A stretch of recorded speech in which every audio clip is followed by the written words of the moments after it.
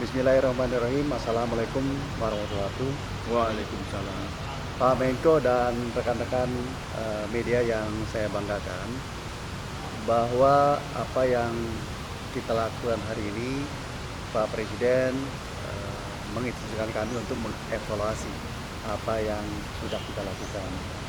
Dan ini memang diinstruksikan sejak awal kami melakukan survei. Saat survei kita memang menemukan suatu angka yang hampir tidak rasional gitu ya, 193 juta yang mudik ya. Oleh karenanya kami serius sekali, Pak Menko, Pak Kapolri, Menteri PU, Menteri BUMN, Menteri Agama melakukan ini. Dan karena kami ingin apa yang kita survei itu memang bisa dipertanggungjawabkan, kami bekerja sama dengan satu perusahaan telco yang terkenal di negara ini. Terbukti bahwa 242 juta masyarakat yang melakukan perjalanan lebih dari 2 jam atau indikasinya mudik, karena dalam indikasi itu mereka setelah 2 jam mereka tinggal di tempat itu. Ini katakanlah ini bisa ke Jakarta Bandung atau dari Semarang Cirebon dan sebagainya. Dan tingkat kepuasan dari apa yang dilakukan mudik ini alhamdulillah memberikan hasil yang baik. Ada dua yang kita survei. Yang satu adalah tingkat kepuasan pada mudik secara keseluruhan, yaitu 89%. Dan atas mudik gratis 91%. Yang melakukan survei ini ada dua badan pemerintah, saya bisa sebutkan namanya. Satu adalah BPS, yang kedua adalah Menkominfo. Sedangkan yang dua lagi, satu adalah salah satu harian terbesar di negara ini, dan juga salah satu telco di negara kita tercinta ini. Jadi 89% untuk mudiknya dan 91% untuk kegiatan mudik gratis.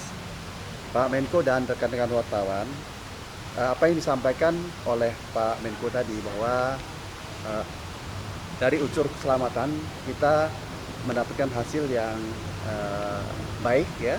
Terjadi penurunan, tentang kasus itu menurun 8%, meninggal dunia turun 12%, luka ringan minus 10%, memang luka berat naik 33%. Tapi ini memang kita lakukan bersama-sama Pak Menko dan Kapolri, menghimbau agar saudara-saudara kita yang menggunakan motor seyogyanya tidak melakukan itu. Solusinya adalah mudik gratis. Nah, ini kita akan pertahankan, dan ini menjadi satu catatan dari apa yang disampaikan Presiden.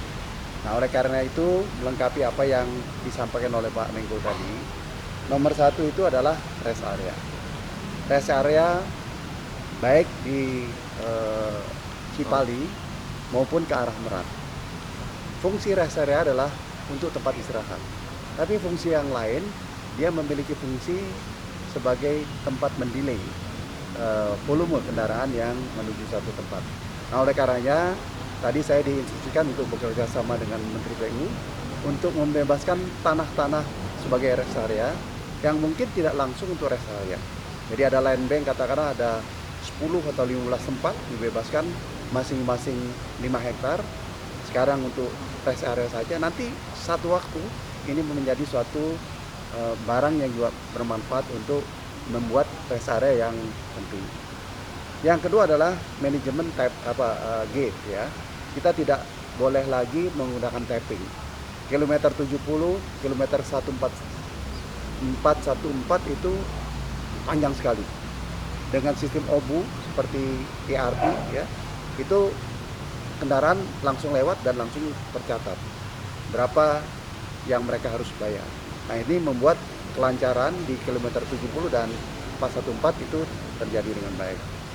Lalu dalam survei kita, orang itu paling senang naik kereta api, tapi jumlahnya terbatas.